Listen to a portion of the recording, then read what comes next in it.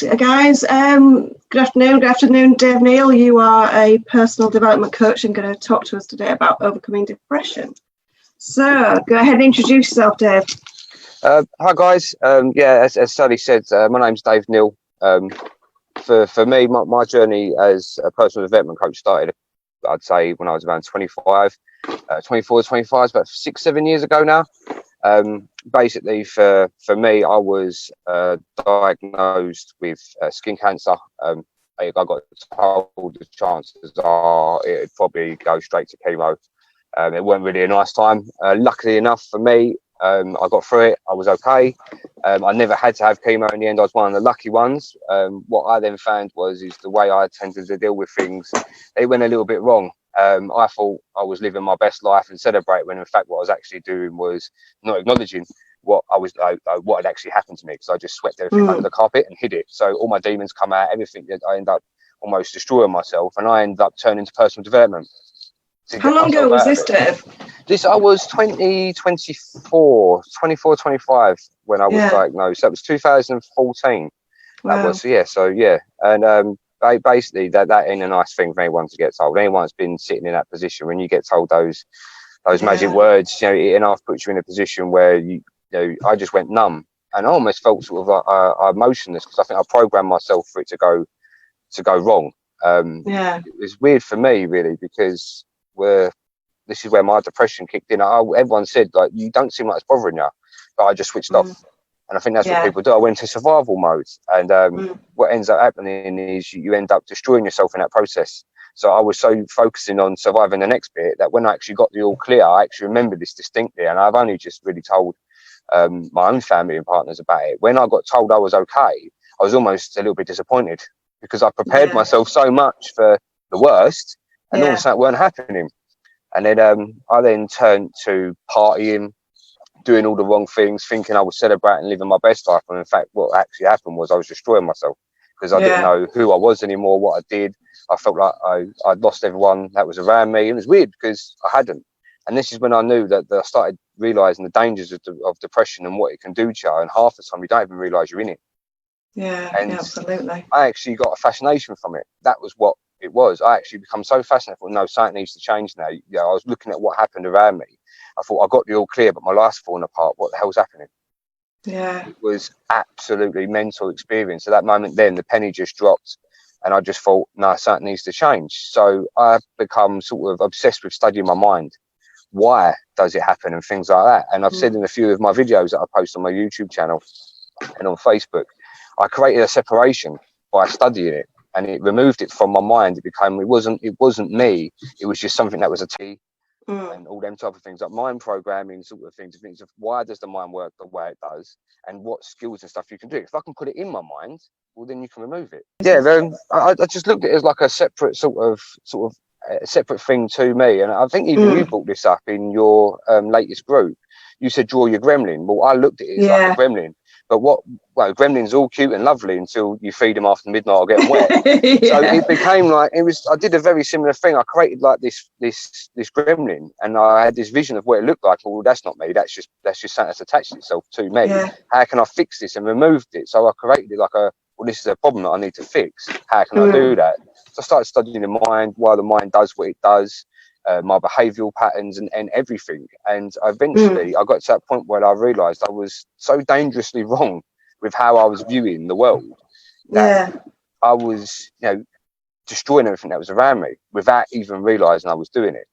And I just changed, and I literally started bringing in things like different habits to get rid of it, making sure I didn't have too much time to sort of think too much about things, and if I did have time to think, I used it productively.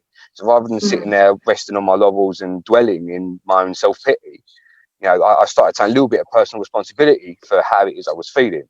And well, if I'm going to sit here and sort of just be miserable, well, at least read a book that could help me, or at least study something, or watch a YouTube video, or just something to just. And I found the more I did how do you focus your mind like that? Because I know a lot of people will say when you're depressed and things, it's like this massive great cloud over you. You, as you said earlier, you shut yourself off from things. Yeah. So how did you sort of channel that? Because I know a lot of people will say, how on earth do you do that? How do you get yourself out of this cloud to start looking at a personal development book, or even recognizing that you are depressed? Because some people won't even recognize it. They'll just, they say there's nothing wrong with me, or I say they're just not willing to actually recognize there's something wrong. I think for me, when the hardest thing for this to sort of how you make it work is it's going to sound really simple, but you just do it. Now, I remember at the time I was reading what was the book I was reading? I think it was Tony Robbins' biography. I think I read half that book, but I didn't remember a single thing that was written in it. But every day I read a page, and every day I made sure I did say it. And then eventually I read half that book and realised that I haven't actually processed anything, but I wasn't thinking about my depression at the same time. Yeah.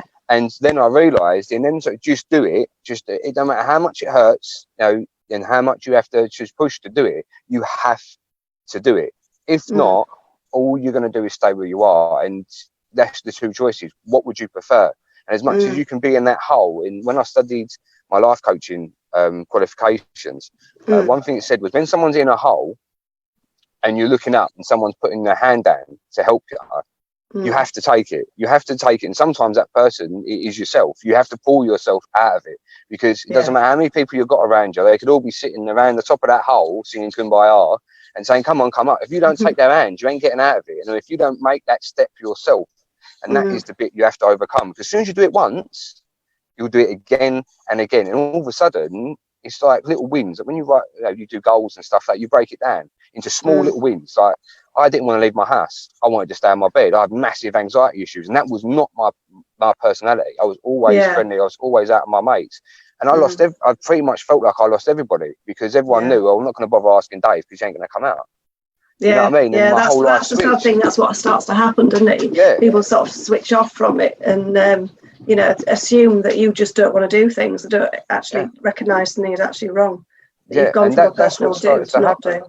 Yeah, and unfortunately, when it comes to when I've studied my mental health qualifications as well, and the thing I didn't like too much about it is, yes, once you've got it, you always have that little gremlin sitting there, but everyone has that gremlin now. The problem is by putting too much emphasis on it being, I'm doing this, I can't do that because I've got depression. You're living in that negative mindset of, I can't do something, therefore I won't.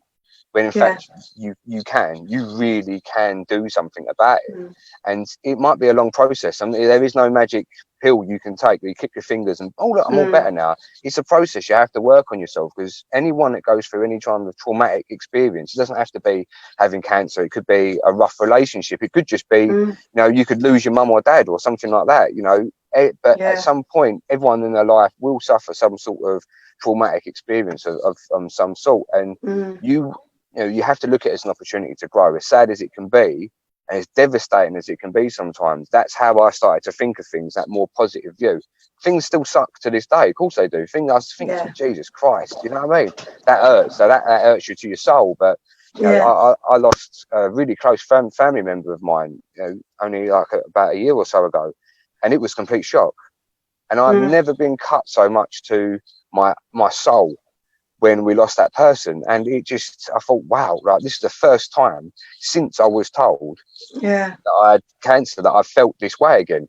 But because I programmed my mind down how to deal with it, I never suffered as much. Yeah, does it hurt to this day? Yeah, of course it does. It absolutely kills me that person's not around. But I program myself differently by just thinking differently. And sometimes you don't believe yourself when you say it.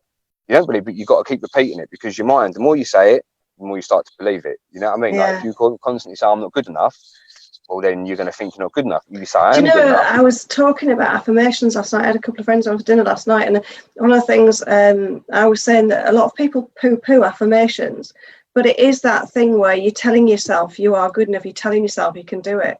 And I said, people tend to go, oh God, an affirmation, oh great, it's another woo-woo term. But actually, it's exactly what you're saying. It's telling yourself that you can do this, you are good enough. And the more you tell yourself that you can do something, the more you're likely to do it. Yeah. And no one's ever done anything saying I can't do it in the first place. No, I know. And people don't realise that you need. I have this thing. I remember saying myself, I've said this before, when it was said to me, I was like, oh, get lost. I am talking to myself in a mirror. But actually what I did was wrote them down and started telling myself that I was good enough, because one of my big things was not being a good enough mum, not being good enough at work. And as soon as I started to write it down that I was good enough, that I did provide, I could, we have got a home, just simple things, it started to sort of click. Yeah. Now, one exercise I always like to do with anybody that I work with or talk with, I said, write down the top 10 things you hate about yourself. That's the first thing I get them to say. Write down your first top 10 things you hate about yourself on one bit of paper. And on another bit of paper adjacent to that, write the complete polar opposite but the positive. So if you say, oh, I'm ugly, you say I'm beautiful. If you say I'm a crap mum, I'm a good mum, and so on and so forth. Right? Have the polar opposites. Now, this is something that I learned with in terms of is like triggering sort of things in your mind, because you take that bad list, you screw it up in front of you, rip it up, whatever it is, put it in the bin. Or what I tend to do is I like to say, go outside, don't do it indoors. Right? But just like burn it, just burn it over a bonfire or something like that, or burn it over a candle or something like that. So you see that you have physically made an effort to take those negative thoughts onto paper and you've burnt them away. So they don't exist anymore. And then you keep that list of good ones and read it every single morning. So put it on your phone as your wallpaper. So you've got a constant reminder, get up and make that effort, because that's the first thing I always say to people. If you're feeling crap about yourself, write down, do that exercise. And every morning, if you can't get up and read a list and just read it out to yourself, then you ain't going to be able to push forward. If you can't do that, if you can do that every morning, trust me, the difference that'll make after 2 weeks. Just 2 weeks doing something like that. You'll make I steal that for my next challenge. I like that one. No, do it, because just when you see 10 people set fire to stuff, just want to be careful. Don't try this at home. But it is powerful. It is very powerful. And I did it. And I think when I actually found 4 A4 size books, notepads that were just filled up with scribbles from my head, and I kept them up until just before Christmas this year. And I read through them, and it was all things that I had studied over the years, things that I just get a pen and paper, write down something that's in my mind. And I read through them, and I used to think to myself, Jesus Christ, you was fucked up. You really do think, Jesus Christ. But then as I read through the books, it got better and better, and what I was writing down changed. So I saw my whole process just go from there. And something that tweaked it in my mind was the other day I had to go collect my medical records from the doctors, and I flicked through my entire history. That was me in my medical history and paper. I was flicking through it. I was like, oh look, it's stuff when I was a kid, and it was all fun until I got to that bit where I was diagnosed. And at that point then I looked and I thought, wow, what a difference that has been since I remember that moment. And it was almost like I speak about my problems so much that I can talk about live on Facebook. It doesn't bother me. And I spoke about it so much, it's almost like it didn't happen. And it's the problem shared, the problem halved. So the more people you share it with, everyone takes that little piece away from you. And, you just can't be scared of what you've been through. Wear it on your shoulder, wear it on your sleeve. I always use like a analogy or whatever you want to call it. Is like soldiers wear their medals after war. That's not when you ask a soldier about their medals, that's not this is how many people I killed. It's what I've survived. That's what I've been through. You know what I mean? They've got a memory for every one of those. But I don't understand why people don't wear their mental health problems the same way. Yes, everyone's got it. Just wear it on your chest and tell people, I went through some shit and I got through it. Be proud of what you got through. Don't be ashamed of it. Yeah, no, that's really interesting again, because somebody asked me on Friday, because obviously I did my 20-minute foresight about my backstory on Friday, and I got asked, does it get any easier? And I said, no, it doesn't, because it will always be a part of my life. Yes, I've accepted it. Yes, it's helped me enormously now. I've moved on from it, and I learned a lot, and I had to come back from being in mental crisis through to actually be who I was. And I said, but we're over 2 years now, longer, and no, it doesn't. It still has that emotion, because the guy said to me, your voice goes. And I said, that's the emotion in my voice. Because I am talking about me having a breakdown and the effect it had on my family. So, I found that a lot when I first started talking to people about it, and there's still things I've not really approached and stuff like that to everybody. And it was hard, but I've got to that point now where I'm almost more proud of what I went through to say that I got through it rather than being ashamed of it. And I think that's where a lot of people struggle now. And when you especially see, like, talking from a man's point of view, mental health in men, the world's changing massively. You know what I mean? Now, men, I do feel are going for a bit of who are we, who we're allowed to be, and a lot of them sort of things. And a lot of people struggle, and they don't have to. For me, I was in a position where I've just started putting out my content for free online, just to help people. And in that time, I've had more people reach out to me via my social medias, just saying thank you or dropping a little message, because they know what I'm about now. Where before, previously on my social medias, people didn't really know what I was about unless you knew me. And it's made such a powerful response. And my videos are far from perfect, and I've got a lot of production and stuff like that in the future that I'm just trying to make a lot better content. But just the fact that they're working already and there's people coming to me just off the back of that.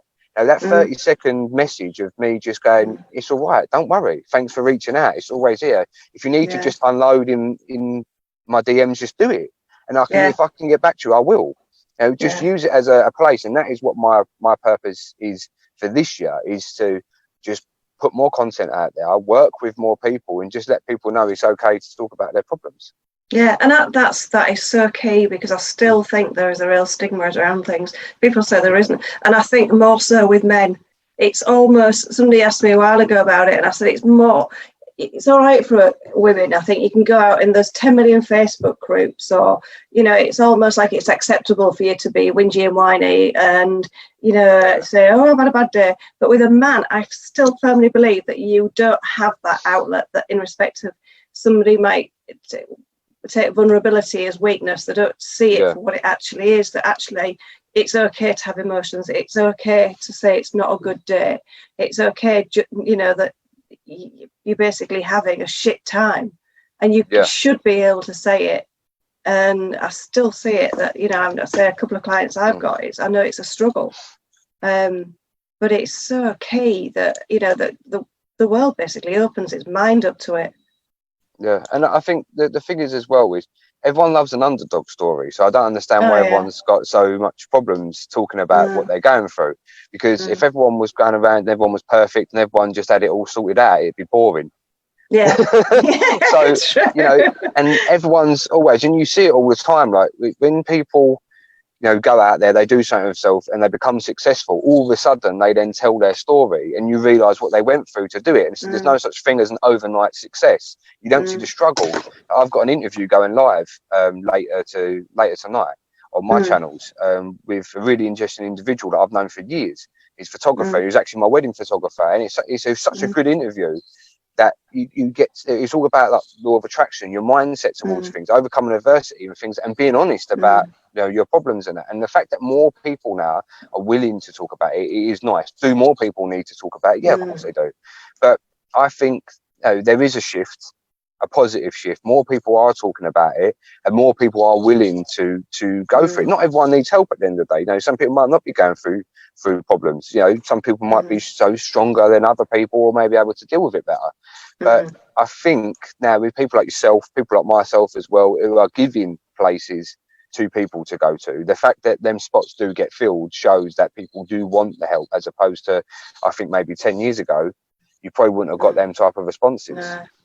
With your anxiety, do you still get triggered by certain things now?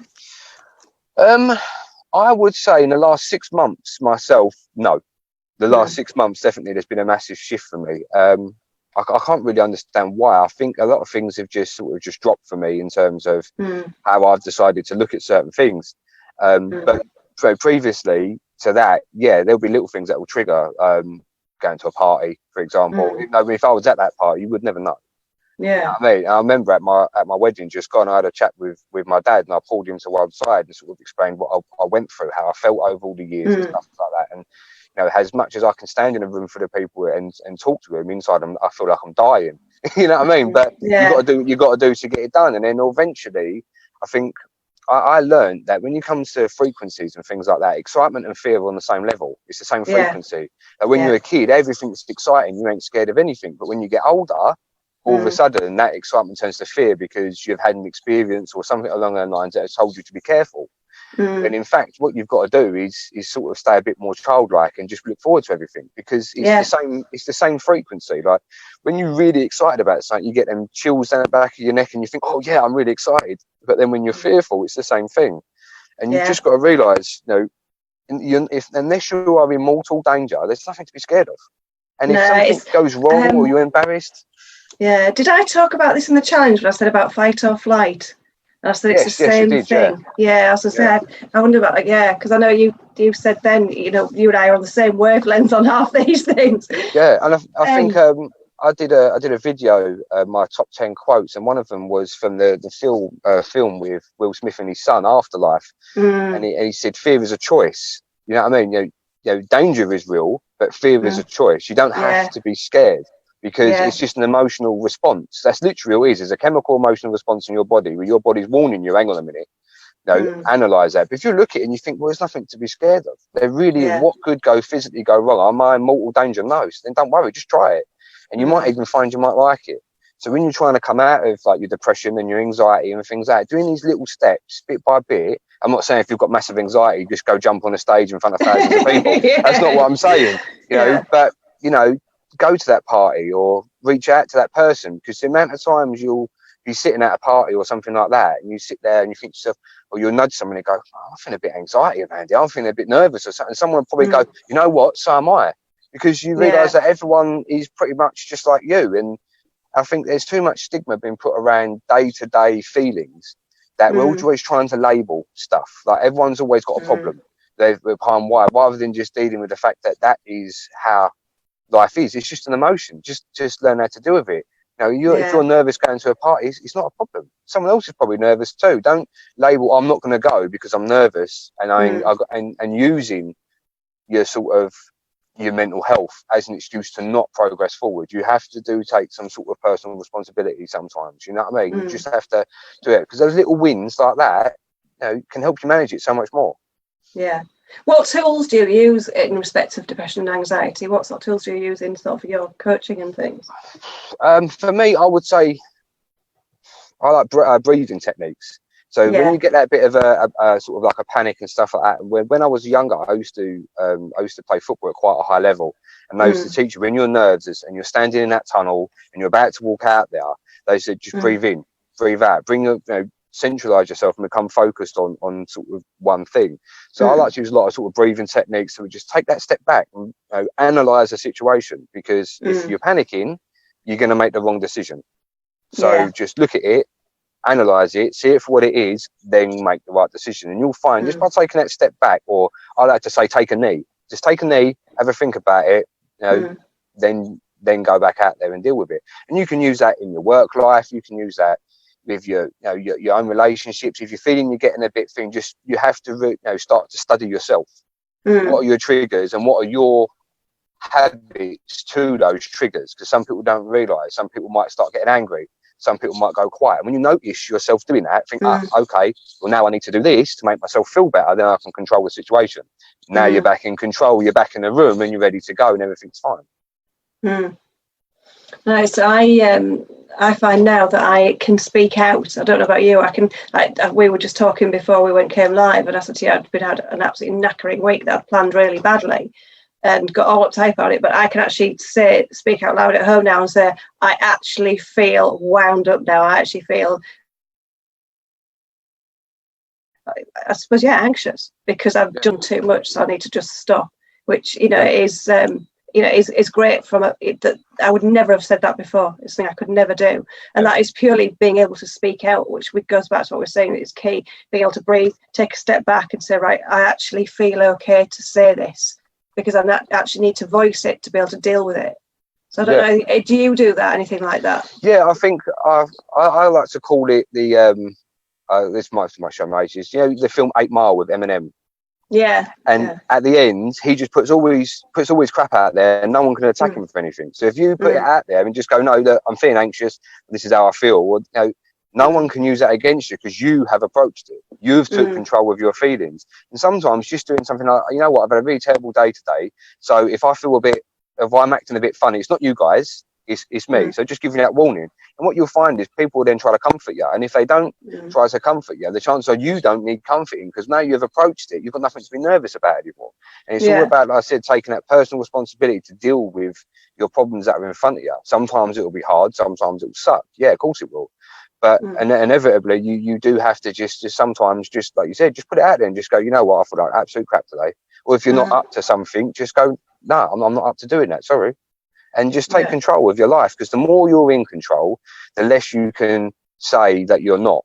because I think people, when you're not in control, it does make people nervous when you're not in control of your life, and you have to be in control. I mean, you can't control all outside circumstances, but you can control what's in your head.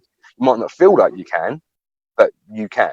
You just got to, it takes time and practice. And I would always say to anybody, and do it from when your kids are young as well, just teach them that process. If you know something, teach them it. Like, this is how you can deal with it. If you do feel like this, and let them know about these emotions, let them know about these feelings, and this is how you can deal with it. And all of a sudden, especially kids are like sponges, they will go, okay, well, I'll try that. And all of a sudden they see it works, and that's it, bang, it's triggered in their head and it's stuck with them for life.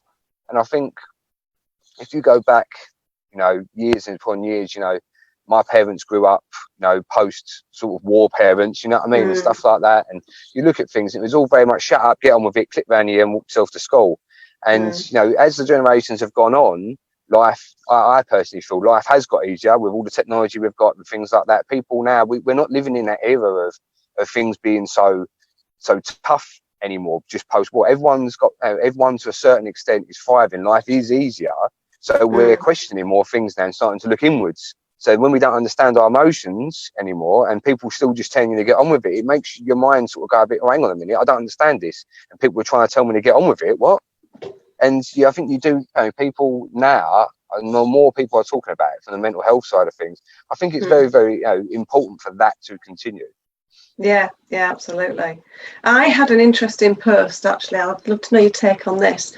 Obviously, with putting content out all the time, it was about how I can't remember, it was about how you treat people or something, like one of those that I'd done.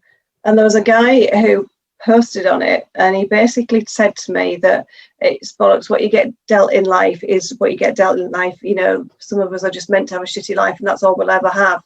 And that he was 45 and nothing was ever going to happen to his, in his life that was be good to him, because he'd been dealt a shit hand and that was the end of it. And you know, when you read things and go, oh, good grief, that I cannot believe you actually believe that. If you were faced with that, what would your answer be to that? I think the thing is, what you've got to remember is everyone's personal problems is worse than anything you've ever been through. Yeah. Because it's personal to them, regardless of what it is. Everyone could sit there and say, well, I've been through more than you, and wave their flags and stuff. But I think that's the first thing you've got to think of in life. But there is more than enough examples of people out there that have had really bad times and got through it. The question I would ask them is, why do they think that won't be the case? Why do they think that they can't change? And most of the time, people are, that's just the way it is. And you think, no, that's not an answer. That's an excuse. What is your real answer? What is your real reason? Tell me what your limitations are that you can't go out there and improve your life. And I'm not going to sit here and say that everybody in the world can go out there. You know, some people have been dealt really, really shit hands. You can't help that. And some people can't recover from it. And that's unfortunately the way some things are. But I would always, with people like that, say, why? Why do you think you can't do that? And then try to help if those people wanted help, you know, well, try something. Just try one thing to prove to yourself, just a simple exercise. You know, if you can stick to that, well, then you can, you prove that you can win. You'll try something else, you prove you can win. And there's always something in that person's life. If you was to dive into somebody like that, where they was successful at something, and if their life is that sort of terrible and that bad, well, what caused it in the first place? You know, was it the divorce that ruined you 25 years ago, and that's why you never followed your dreams? Was it, something bad happened to you when you was a kid? And if that's the case, why has that never been approached? Where is the source? That's what I would go to. Where is the source of where this mindset comes from? Let's dive into that and see what we can do to try and fix that. Because without having that type of information, for people who are that set of, no, that's it, I'm just destined to have a terrible life, they're going to keep that mindset. And you sort of, if you are going to coach those people and those people do come to you for coaching, you have to go down a rabbit hole. That's the only choice you've got. Yeah. You have to go deep, and you have to prove to them that it's not the case, and see the opportunities and everything that they've gone through. Because if someone's had that much of a bad life, write a book about it. The chances are that would be a really interesting read, because people like to read stuff like that. There's always something you can do about something, and you have to have that mentality. And if you, I studied the whose book was it that I read? That Ant Middleton, the SAS guy. Oh yes. Yeah, and if you take the army's perspective on things, there's always a solution to the problem.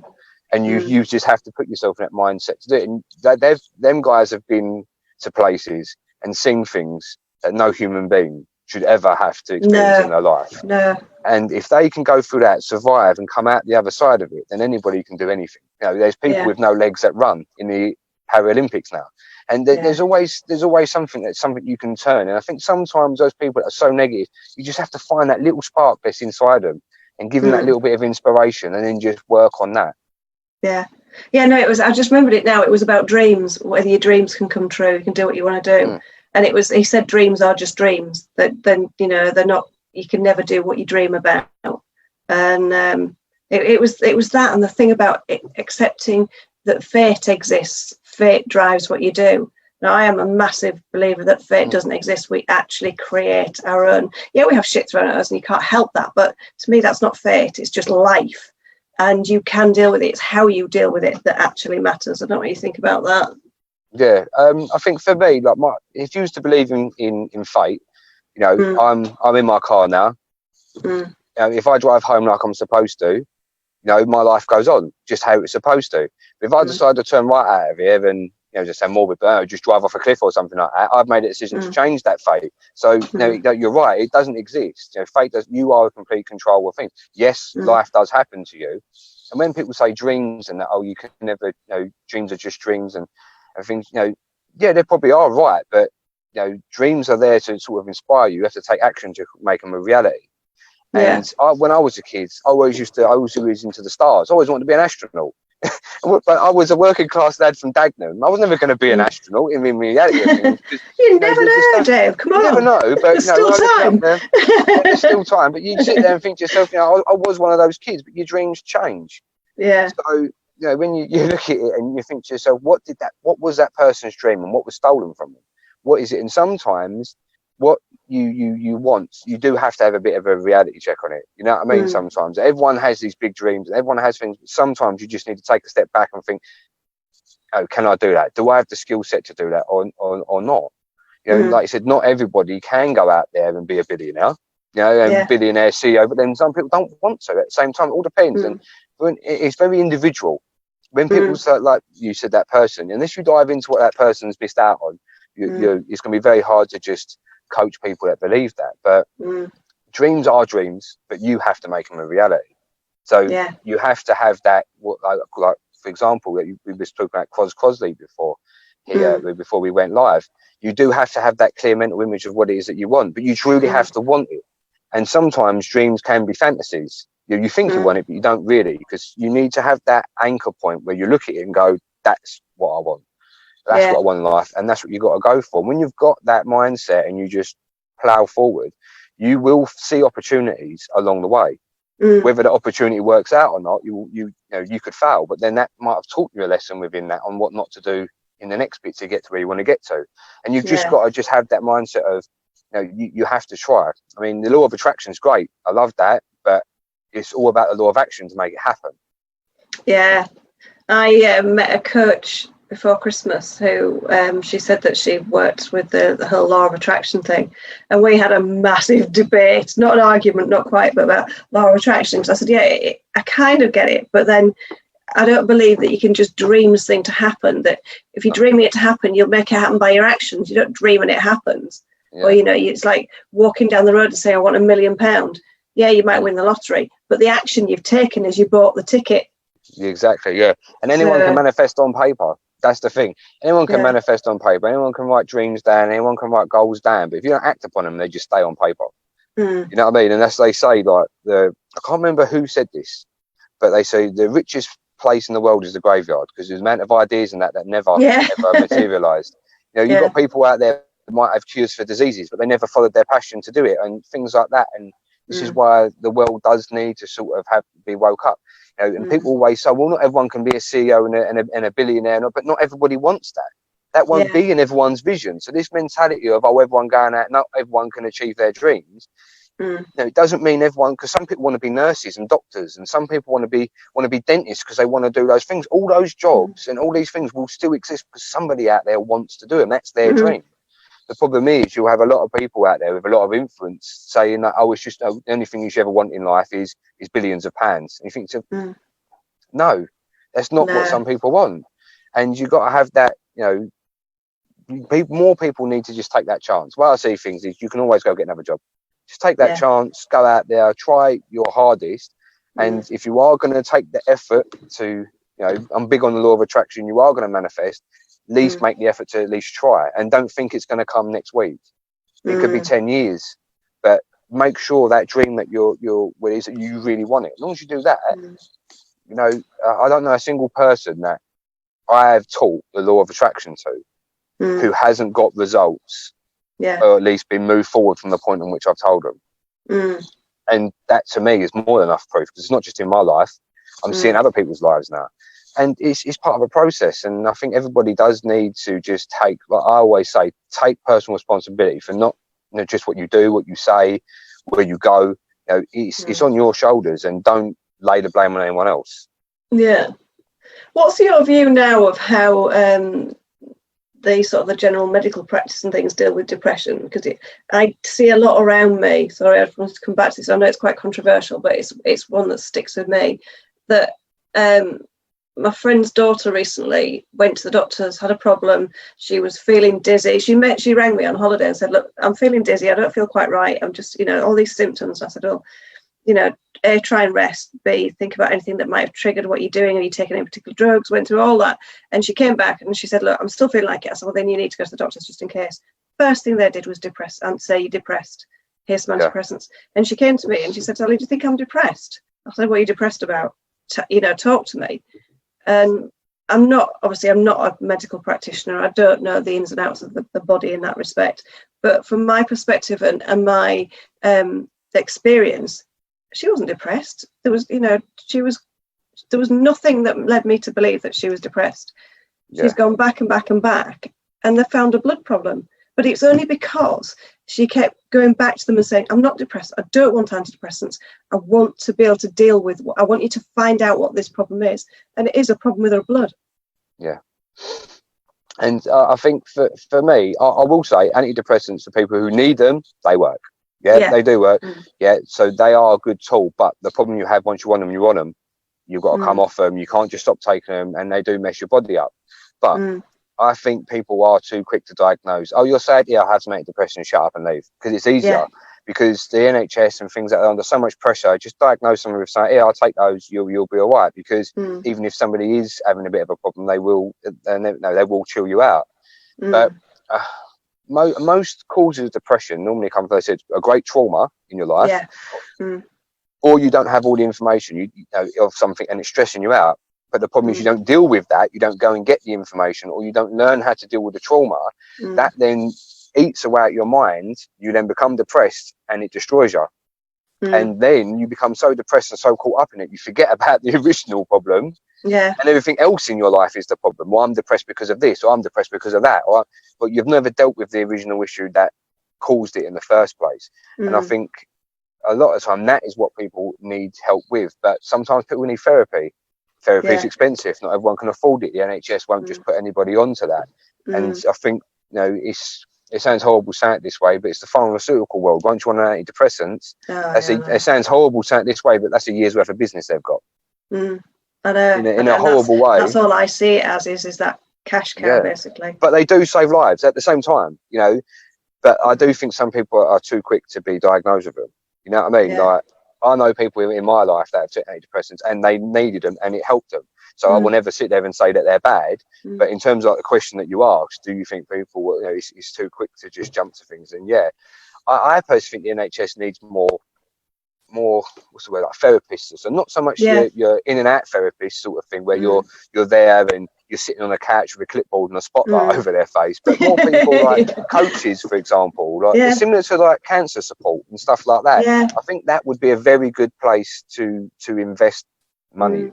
Have more coaches, more people who have been there, more experienced people want to help. And both of us know a ton of people that work with mental health and things like that. I think if the NHS is going to spend any sort of money, that's more directions. Well, instead of taking antidepressants, why don't you go to one of these courses first? Go to one of these courses, see if that can get it out of you, see if that can help you out, and maybe try something like that. And that's where I think the direction should be more. Let's solve the problem rather than masking it.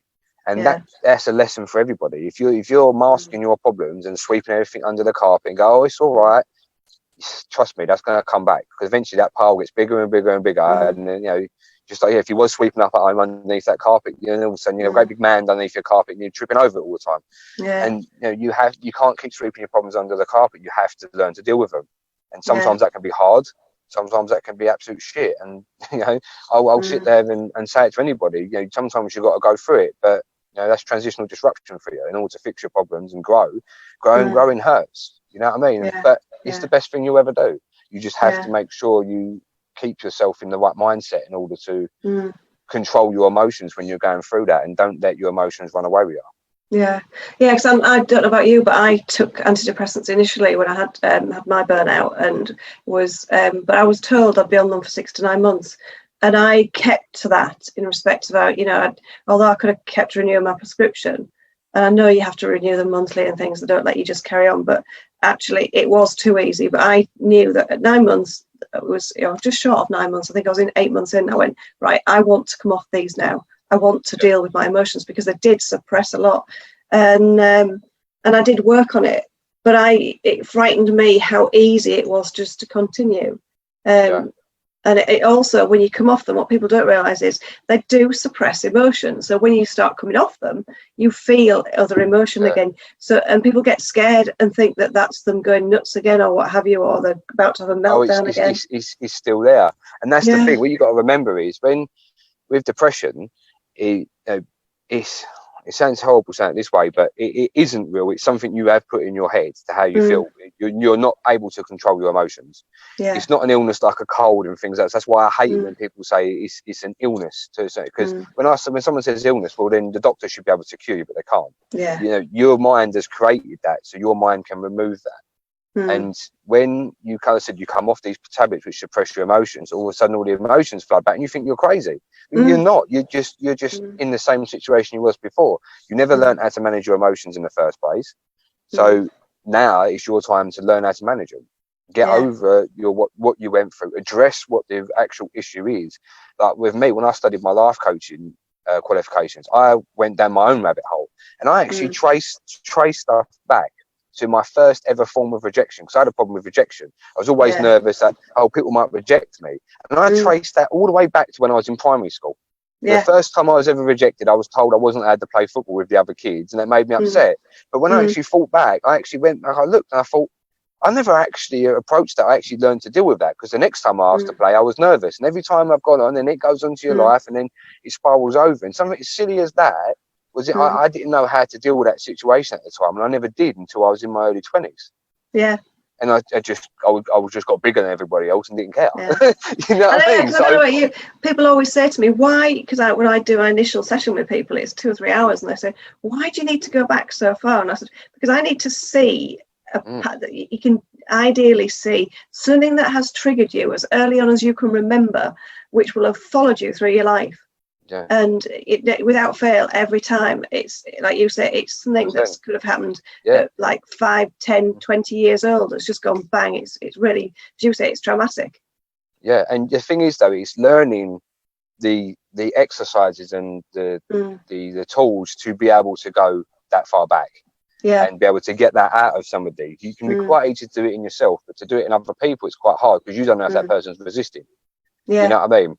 So that is one of the interesting parts in coaching. And when you do get people open up to you about things, flowing through the conversations, you can get a lot out of people. And then people sit there and think, Jesus, never thought about that. One of the questions I asked people, I said, so what is that you want to do? Well, and people go, I'm doing this, I'm doing that. But I go, why? And it stumps people. They go, I've never really thought about that. Because I need to eat, I need to pay my bills. I get that, but why are you doing what you're doing for a living? Is it what you want to do? A lot of people turn around and go, well, no, not really. Well, what do you want to do? Why aren't you doing that? And all of a sudden, you put these whys in people's head and think, bloody hell, well, why ain't I doing that? I wonder why I'm unhappy. And sometimes it'd be something as simple as that. Something as simple as I'm not doing something that I want to do for a living. You spend most of your life at work. You spend more time with, if you do your typical 9 to 5, you spend more time at work than you do with your family. And I'm not sitting there saying everyone should be living a laptop lifestyle and all that sort of flannel and all. Yeah, but you know, I think you have to do something where, at least if you're going to spend that much time doing something, you have to do something that you generally enjoy. And some people generally enjoy it. You know, normal warehouse jobs and stuff like that. You have to do. But make sure you're happy doing what it is that you're doing. I think is one of the best bits of advice I can give to people. If you're not happy, walk. Do something to you know, make it happen. But ask yourself the question, why? What is your reason why? Well, it's been brilliant talking to you, Dave. It's actually been nice to meet you at last, because we've actually been talking quite a bit recently, haven't we? Because obviously in the same sort of circles. But, no, I appreciate it, but that's what I mean. You know, I'm always here to chat any other time, and no doubt we're definitely working well with each other in the future as well. So no, I really appreciate the opportunity, and I just hope some people might have just got something from that. And you know, everyone can always reach out to you or reach out to me. Everyone's more than welcome, and no doubt we'll more. What's the channel you talked about? Your own channel that you've got. What's that? Because I've got my Facebook page that I do, which is it's just David Neal. My YouTube channel is Dave Neal as well. On Instagram, I'm Dave X Neal. So you can find all my social media stuff over there. I put out a lot of sort of motivational stuff and tips and tricks and stuff like that. And there'll be loads of new types of videos coming out. I'm doing an interview series at the minute where I interview interesting people and what their stories are. Where's my invite? Well, it's all coming. It's all coming. This first one was a test, so see me if you like it. But no, we'll definitely get something in the book for that 100%. But so there's gonna be a lot of interesting things coming. The content's only going to get better and better, and all I say in all my videos, wherever I get a chance to talk to, as long as it can help one person, it's been successful. And the more people it helps, the better it is. So everyone's feel free to reach out, follow me on them socials, and yourself as well, and let's see if we can sort of change some people's lives for them. Yeah, that's brilliant. Thank you so much for that. Really appreciate it. No worries. I really appreciate it as well. I'm just going to end the live, but you can stay on because I want to talk to you more. No worries. Okay.